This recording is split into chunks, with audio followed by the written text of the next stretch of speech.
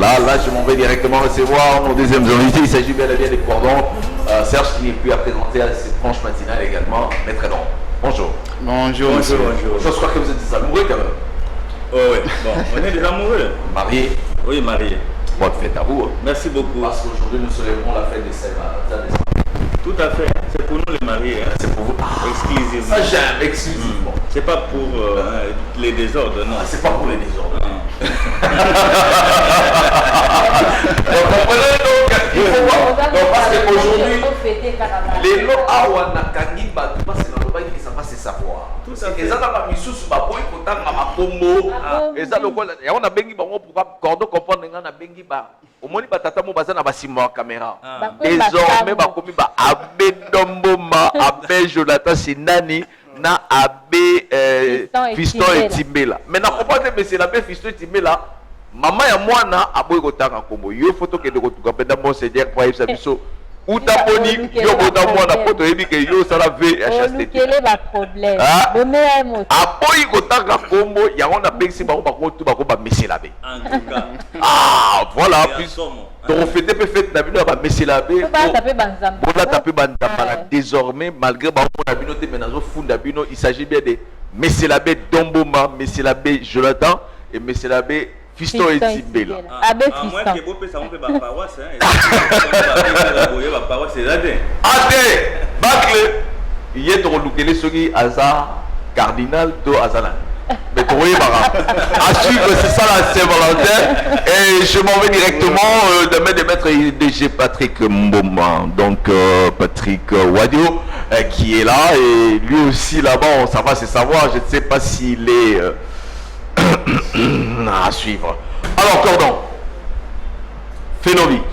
Oui.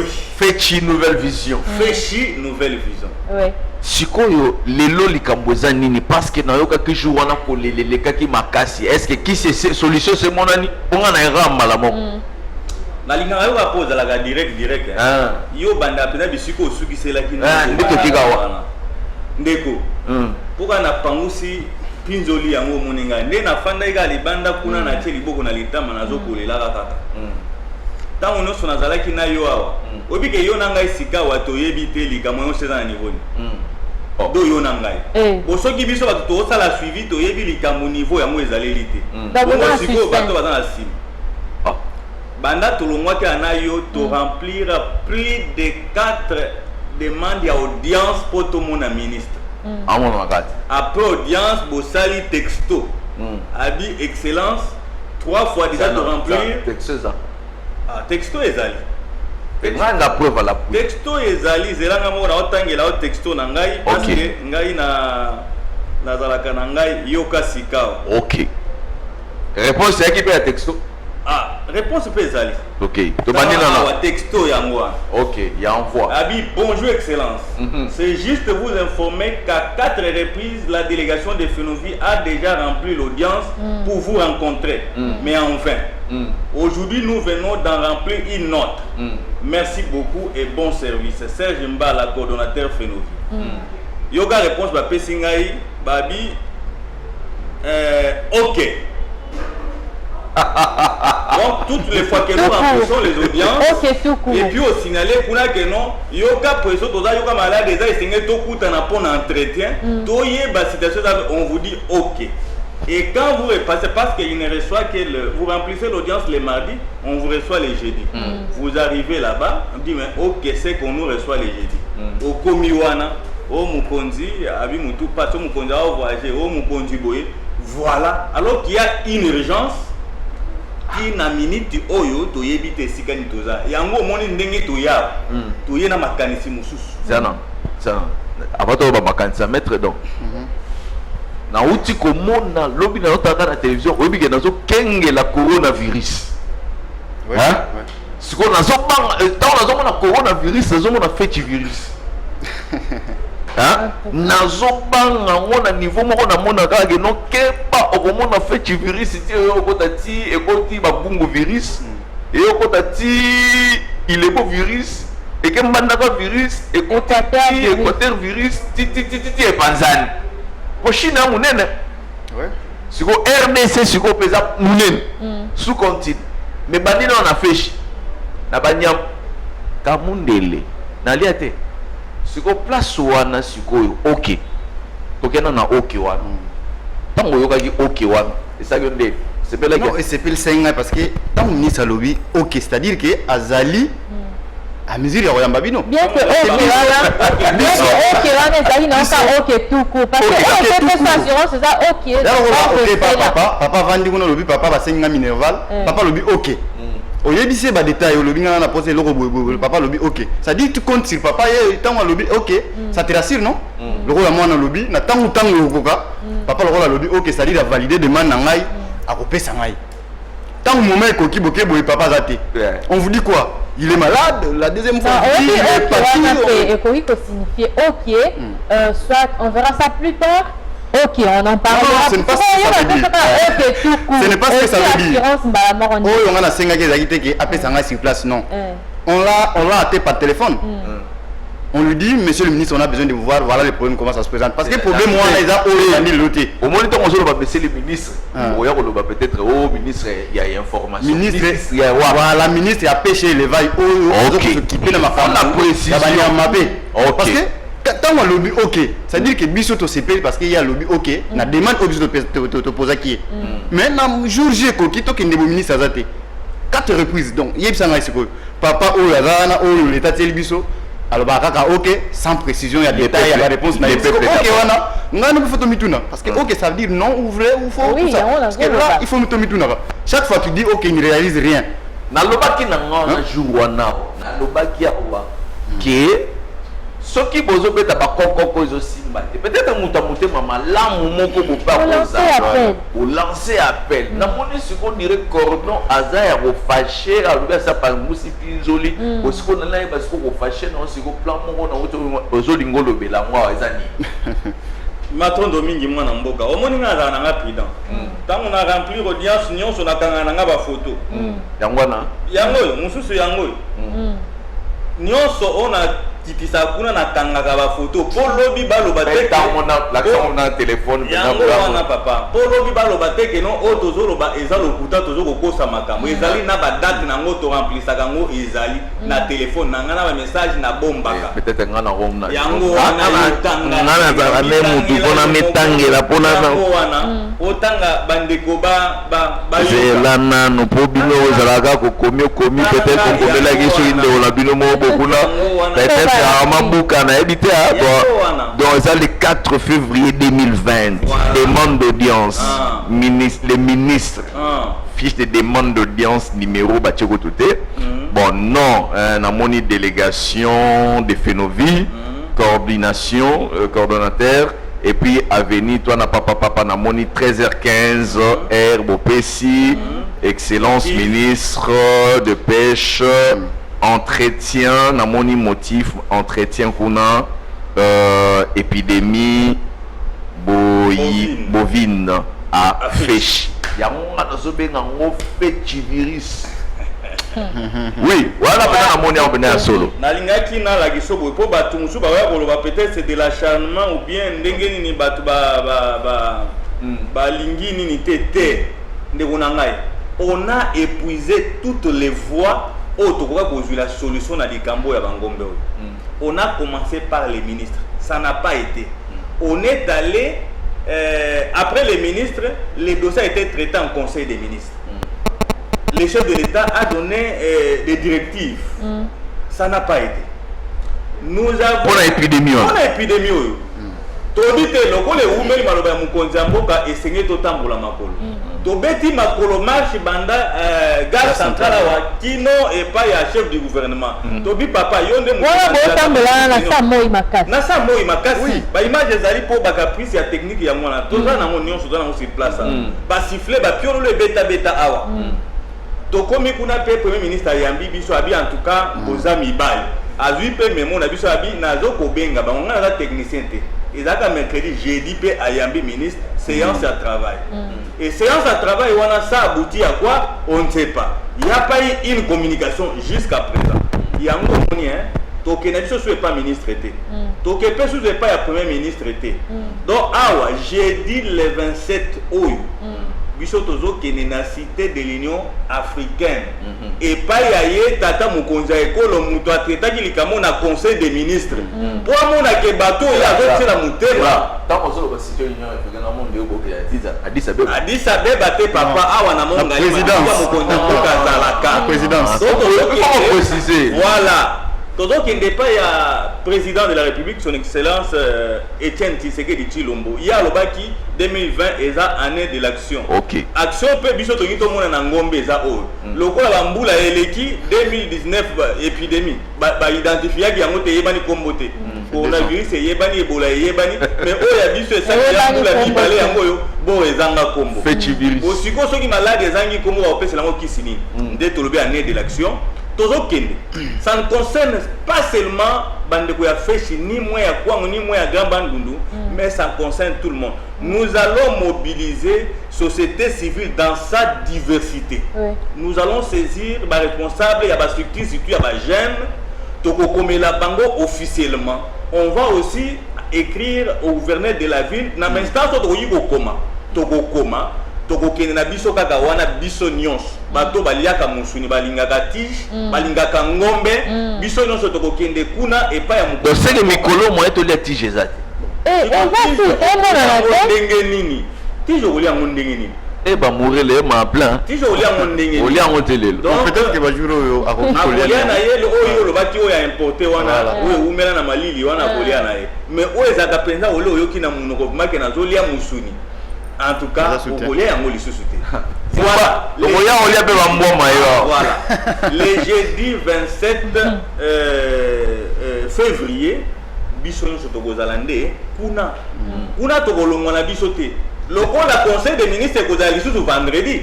Jeudi tomoni mokonzi mboka toyebisa ke non malgré multiplicité ya ba conseil des ministres. Oko decidaka kuna ezala nango na effet moko te. Bato pesa kandingisa basala na bango te. À quoi bon ya ko continuer ba conseil des ministres? Donc on nous le bakenon déjà bo sali déjà 3 audiences et ce qui gana 4. Quatrième de bétail OK.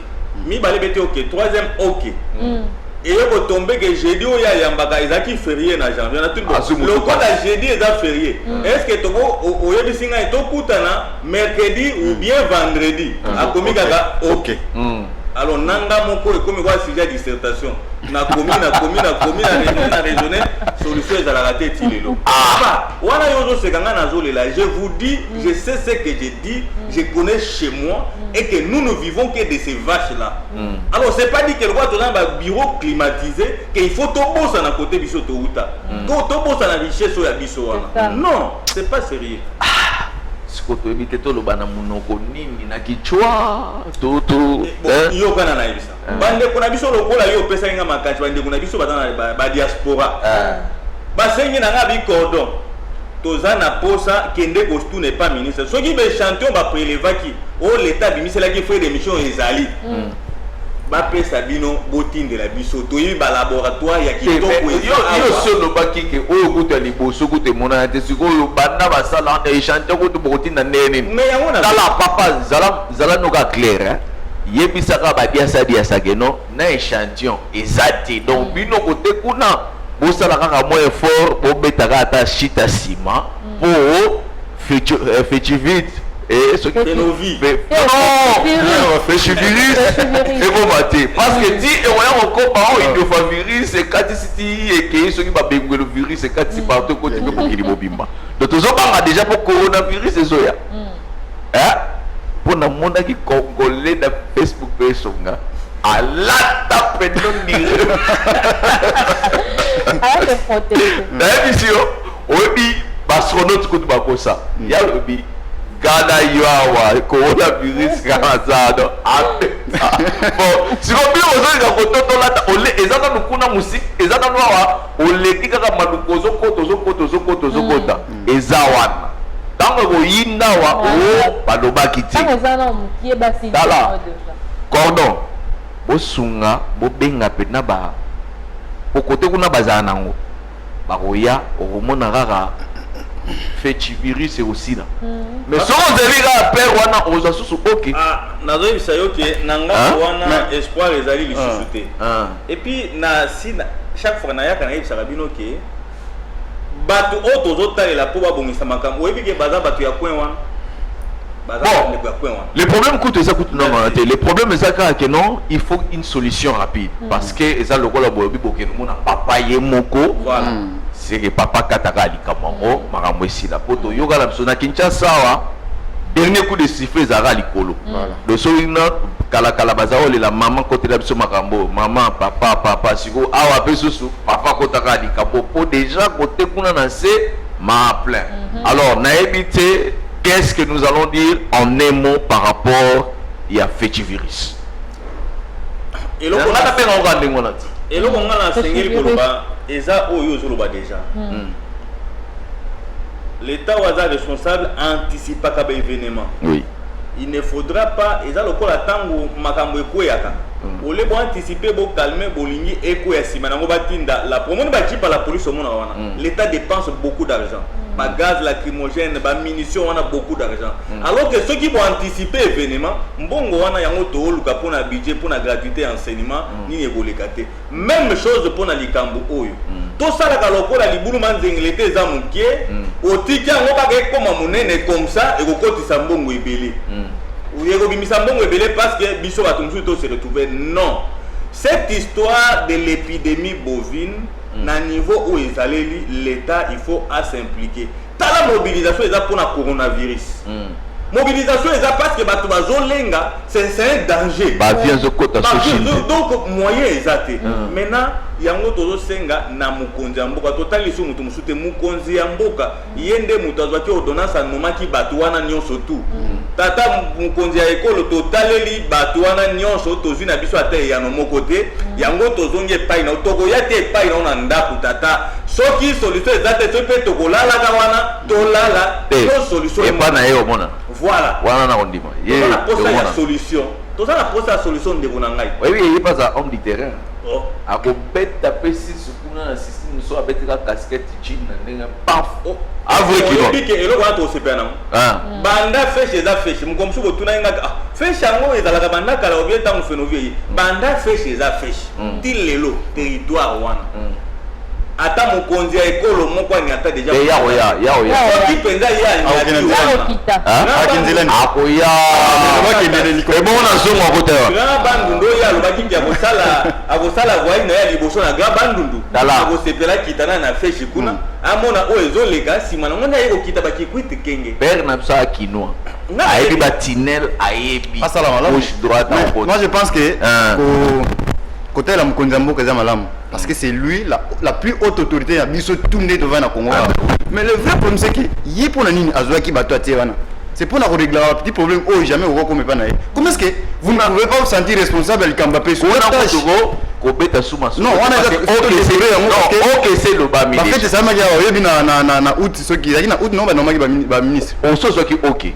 Non, c'est pas ça. Au sens du OK t'es ça là parce que c'est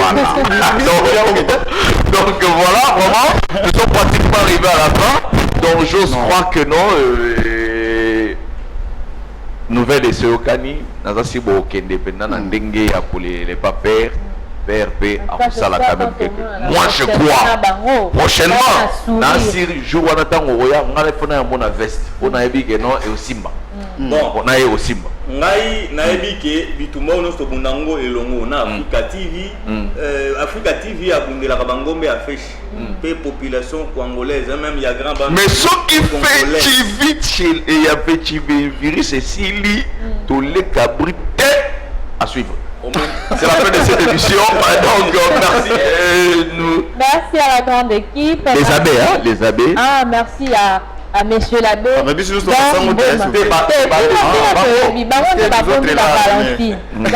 à monsieur l'abbé Damboma, monsieur abbé Jonathan Sindani. Il y a un autre abbé qui est là-bas, assis là-bas.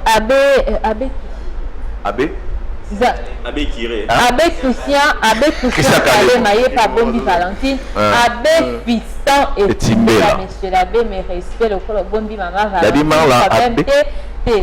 C'est bon.